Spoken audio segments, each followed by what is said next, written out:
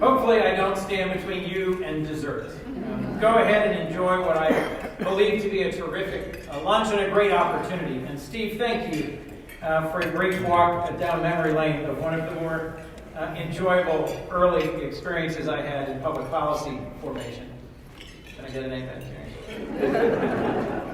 I'm going to fill in just a little bit more detail so you know what an optimistic and positive person Steve McKay is. Because I was genuinely struggling in my third year as county council president on the fact we weren't getting anything done.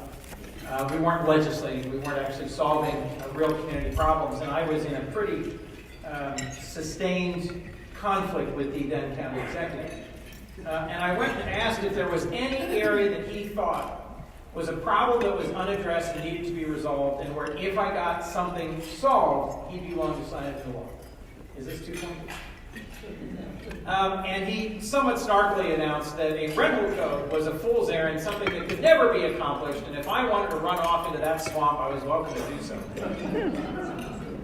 And so actually taking him at his word, a group of roughly 50 of us started meeting, and we met and met and met and met and met, and to say there was tension in the room and competing priorities is a very polite way of saying if you turned the lights out, there would have been fewer people when you turned it back on 10 minutes later. That's a group of people who just hated each other, distrusted each other, and everyone assumed that everyone else was out to stick it to them to harm either the tenants or the landlords, either the community quality, character, or public safety. There was a lot of very competing and strongly held interest in you. And we managed to get complete unanimity.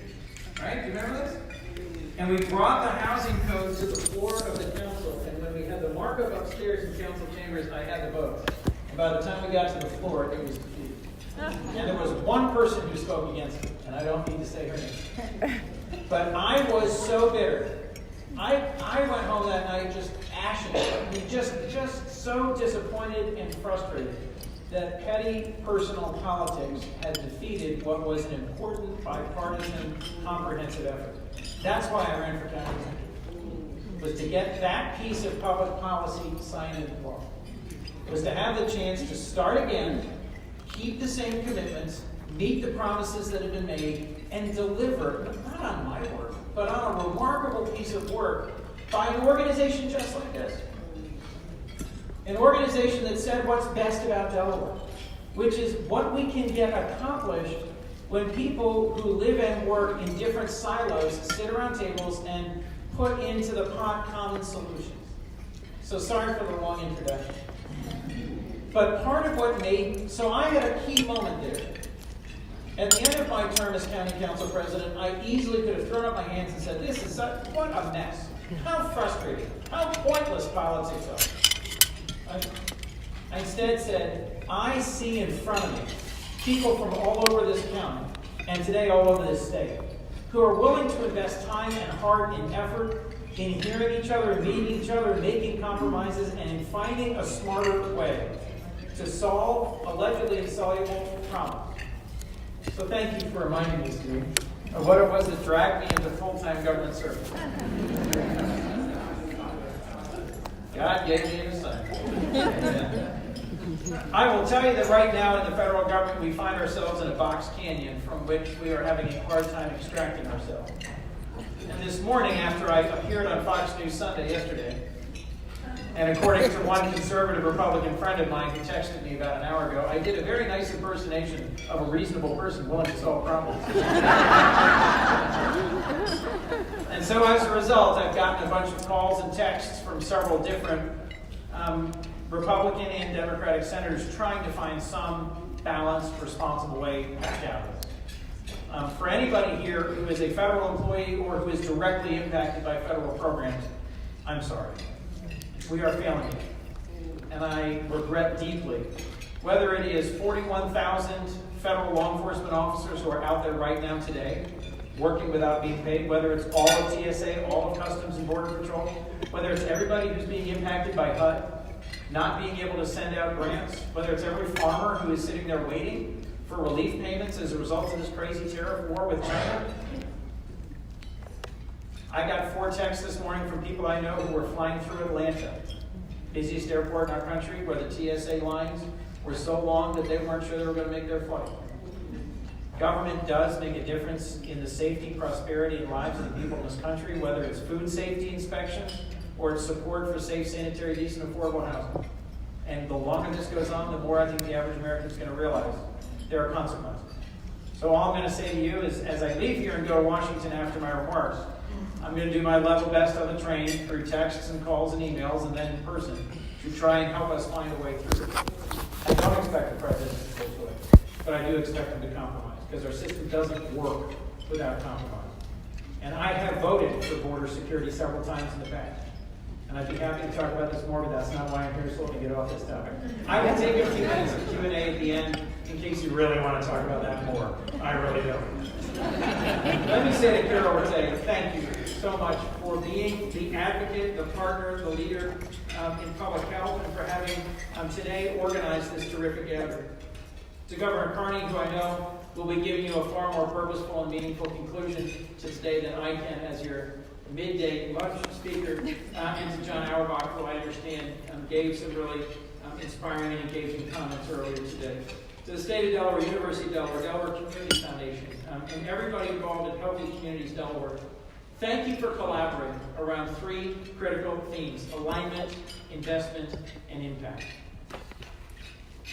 As I said before, talking about the experience that brought me and Steve Piquet and dozens of others together, this is what we do best in Delaware. And at times it may seem to you that we don't do it as well as we should. That we do come from different communities, different backgrounds, different interests, and we should be doing a better job of pulling together, of coordinating and investing and demonstrating that impact. As I've had the opportunity as a senator for the last 9 years to travel the country and to interact with similar groups in other places in this country, I'll tell you, we do it better than anywhere else I've been. And as I've had the opportunity to represent us in other countries, I'll tell you, as a nation, we often do it better than anywhere else. Are there different opinions? Of course. Are there differences of interest and understanding? Of course. But the way HCD has been working together now these last 6 years is demonstrating the importance of coming together. To recognize that the zip code of your birth, the context in which you are raised, the housing in which you live, should not be the sole determinant of your healthiness, your education, your opportunity, your participation, and your promise. I will never forget the morning that I was wheeling my wife out of St. Francis Hospital with our beautiful twin babies in her arms. She was also, no, that's right, in front of me was also this great big bouquet of flowers that some friends had delivered. And so as she and I were walking out, and I was pushing her, that night, someone else was giving birth. I could hear she was having a very hard time. And I didn't get a chance to meet her before she left. But she was being wheeled out by an orderly at the same time. And I noticed out of the corner of my eye that she was handcuffed to her wheelchair as she wheeled out without her child. And I remember thinking, all three children born in St. Francis, same city, same town, same place, same night. What will happen to these three children? Where will they go? That child born the same night as my twin boys deserves every bit as much a chance at education, at health care, at opportunity, at participation as my twin boys.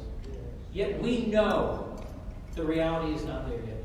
We know that we are falling short of the founding vision of not just our country and this society, but in some ways of our most aspirational view of each other, which is that as children of God, as citizens of this country, as someone's beloved child, these kids ought to have the same shot at life, but they don't.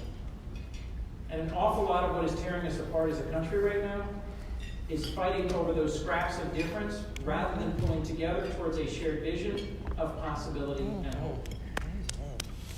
Yeah, you can give that a round of applause.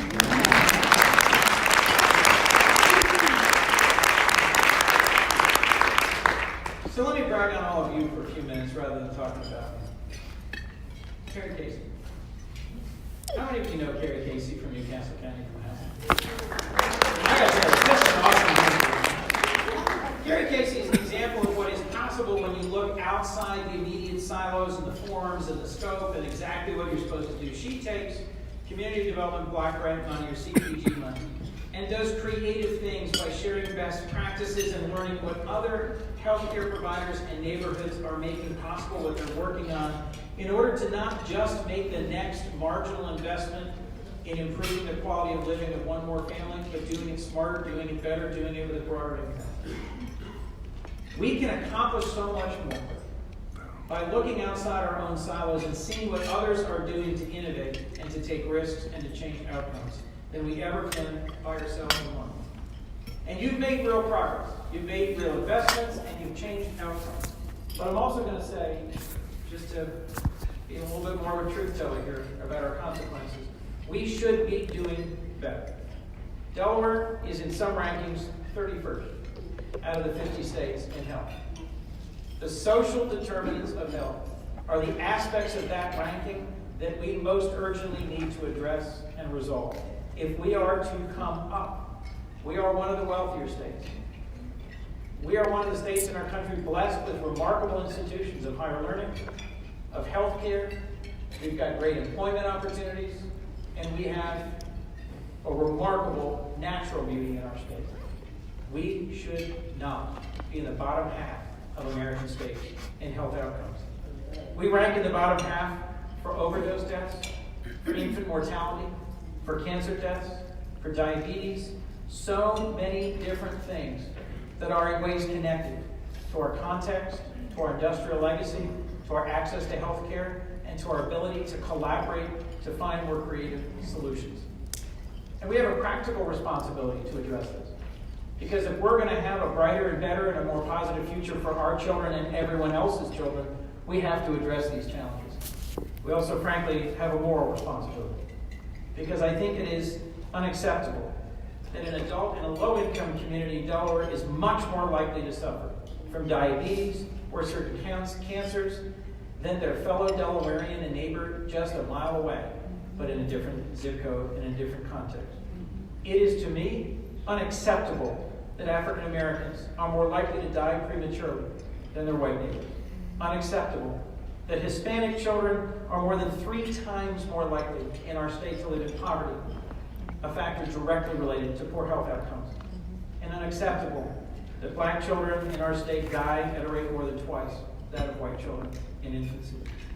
We haven't yet created the system that addresses, identifies, and tackles the ways in which historic injustice continue to be propagated generation after generation and has consequences for health care and for health outcomes.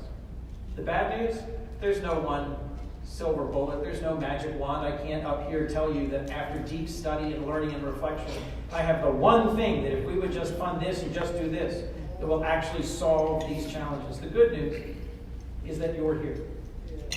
Because you are the answer to this problem.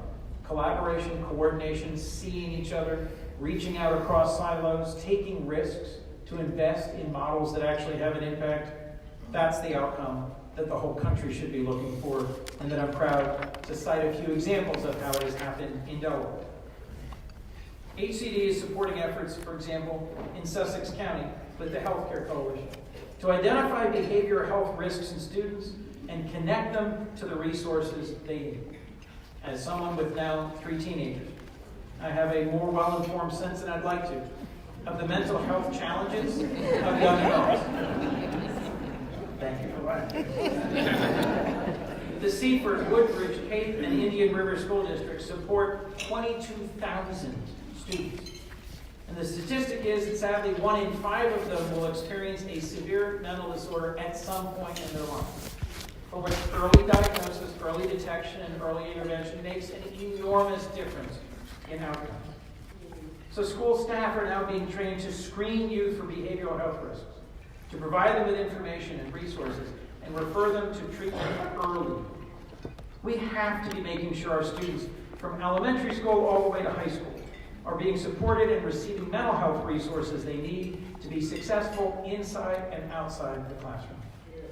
In Delaware, our student-to-counselor ratios far exceed the recommended averages for counselors, psychologists, and social workers, And demonstrating that we have a path forward here is important. In the last Congress, I co-sponsored, a bill that would have authorized an additional $5 billion for state education grants for health and mental health professionals in schools. It would have gone a long way towards early intervention and early treatment, and I am hopeful that in this Congress we'll see it not just introduced, debated, and passed the Senate, but signed into law. Let me move to Kent County, where HCD is supporting an initiative by Dover Interfaith Mission to use a community health worker and safe, accessible storage to engage homeless individuals in care in exchange for the use of a locker. The community health worker screens each individual for a range of health and behavioral needs, as well as those related to social determinants of health, and provides education, information about community resources to address those needs, to help reduce barriers to accessing care for homeless individuals. I've never forgotten my first 6 months working with homeless mentally ill adults in New York City, now almost 30 years ago. I never thought about the consequences of not having a phone and not having an address. I met a young man who'd finally gotten a job that would get him out of the homeless shelter he was living in, but had no place that he could fill in as his address in the job application, and no phone number he could give them where they could call and check and make sure he was employable.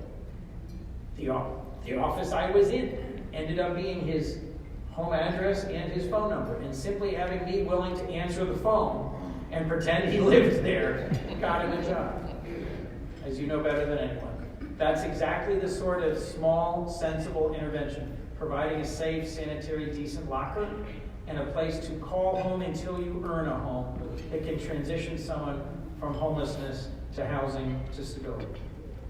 And in Newcastle County, where we are now, HCD supported better efforts by the Delaware Coalition Against Domestic Violence to better integrate healthcare and domestic violence services, in collaboration with Westside Family Health and Christiana Care to provide trauma-informed training on screening for domestic violence. Health workers can then connect survivors to domestic violence community health workers who can provide care, address safety, do a risk assessment, and proactively ensure access and follow-up. This is a critical lifeline.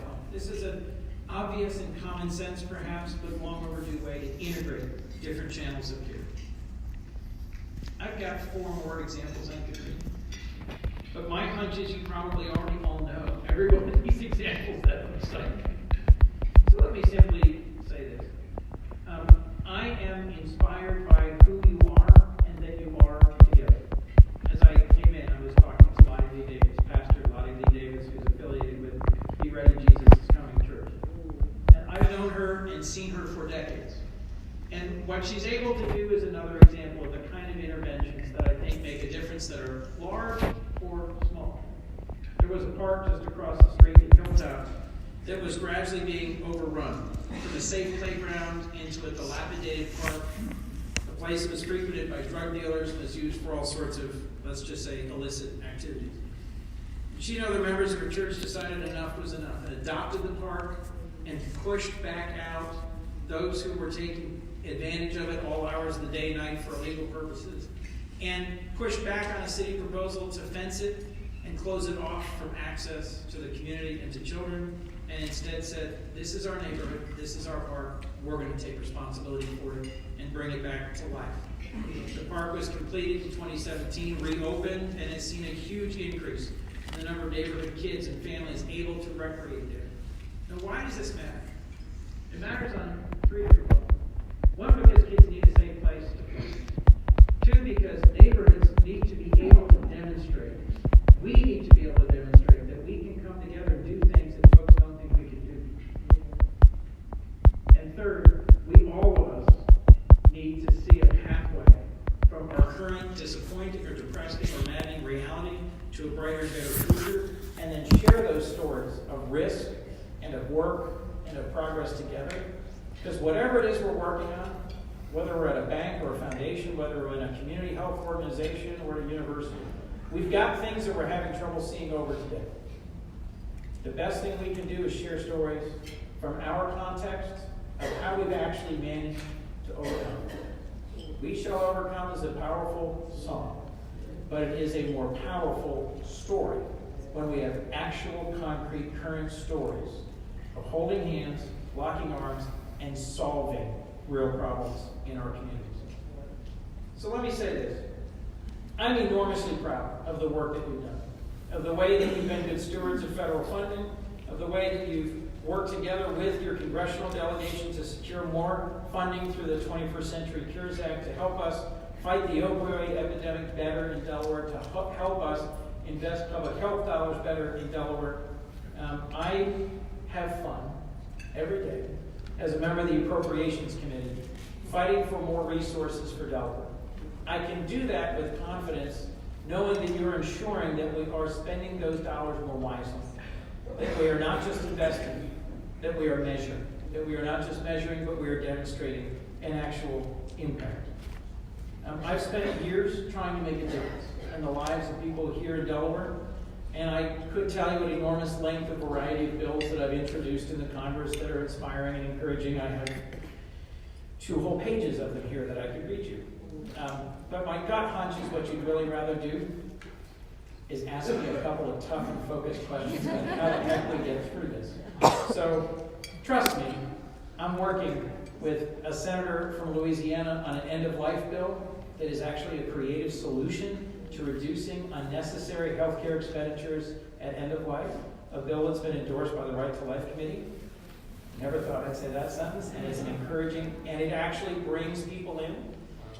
I've got a bill that I've worked on now for several years with the senior senator from Georgia about affordable access to quality higher education all over the country, and taking the best endowed universities and expecting them to pay their fair freight of helping state universities and HBCUs do a better job of completion.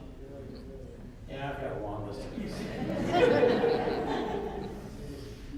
To conclude, I actually last week introduced a bill with a guy named Ted Cruz from Texas. Anybody heard of him? I got there at a time when the Tea Party was, riding to power in the House, and most of my colleagues in 2013 were from a new firebrand breed. And Ted's mother's from Wilmington, by the way. Ted and I have gotten to know each other over our now many years of serving together. He was the chair and I was the ranking of a subcommittee on judiciary, and I've got more stories than I should tell today about that remarkable 2-year experience together, a journey of deep personal growth. As Ted began his campaign for president in oversight hearings that were just wonderful. Talk about your box canyons, those hearings just never seem to end. We introduced a bill about trying to address the profound human rights problems in Cambodia together. If you are willing to focus not on the 80% of your differences, but on the 20% of your similarities, of the things that bring you together and that give you a common goal, there is no limit to the problems you can solve. Our society is based on coming together out of difference and finding a way to compromise to move forward together. Today in Washington, we are not the best role model for this. Was that understated? I look forward to returning to Washington soon this afternoon, able to tell my colleagues on the floor that I was with a room full of people from all over my state, from every possible background, from every possible segment of the nonprofit, government, for-profit sectors, who meet regularly, who come up with clear ideas, who invest in metrics, and to deliver outcomes that actually improve health. You're not screaming at each other over the Affordable Care Act. No one's got, to the best of my knowledge, you actually have all had a wonderful day that no one is threatening to shut down anytime soon. And you're showing us what democracy looks like, rooted in community. Mm-hmm. Thank you. I was supposed to inspire you. Yes. You're actually inspiring me.